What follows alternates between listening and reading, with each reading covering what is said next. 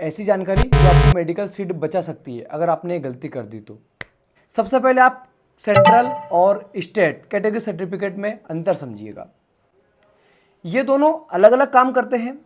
अगर आप 15% all India quota की काउंसलिंग कराते हैं जो कि एमसीसी करवाती है, तो आपको सेंट्रल फॉर्मेट का कैटेगरी सर्टिफिकेट जरूरी हो। लेकिन आप राज्य की स्टेट कोटा काउंसलिंग में भाग ले रहे हैं तो आपको स्टेट गवर्नमेंट का बना हुआ कैटेगरी सर्टिफिकेट अपलोड करना पड़ेगा।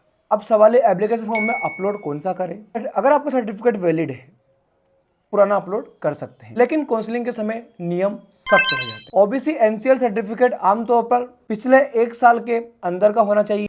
EWS certificate currently financial year का होना चाहिए। एससी एसटी कैटेगरी में एक्सपायरी नहीं होती है, लेकिन फॉर्मेट बिल्कुल सही होना चाहिए। भी सर्टिफिकेट पुराना भी अपलोड करोगे तो चलेगा, लेकिन काउंसलिंग के समय आपको न्यू सर्टिफिकेट अपलोड करना पड़ेगा।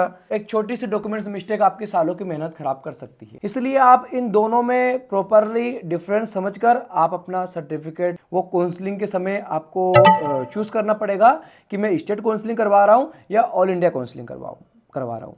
क्योंकि 15% ऑल इंडिया कोटा की जो काउंसलिंग होती है वो सेंट्रल कॉलेज जो रहते हैं सेंट्रल कैटेगरी सर्टिफिकेट से, लेकिन स्टेट की में जो कॉलेज रहते हैं जैसे कि एमपी, बिहार, राजस्थान, ईटीसी जो भी अपने अपने राज्य हैं उनकी काउंसलिंग आप करवाएंगे तो आपको स्टेट का कैटेगरी सर्टिफिकेट भी चलेगा, वो आप वहाँ पे अपलोड कर सकते हैं।